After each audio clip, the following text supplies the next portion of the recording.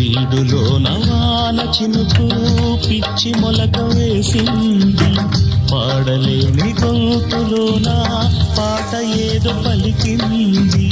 గుండె ఒక్కటున్న చాలు గొంతు తానే పాడగలదు, మాటలన్నీ దాచుకుంటే పాట నీవే రాయగలవు.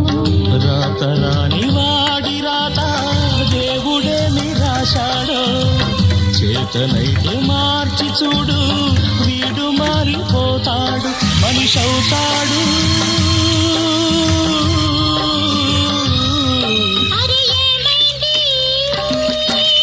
మనసు కొరకలకి ఎక్కడికో ఎగిరింది, అది ఏమైంది?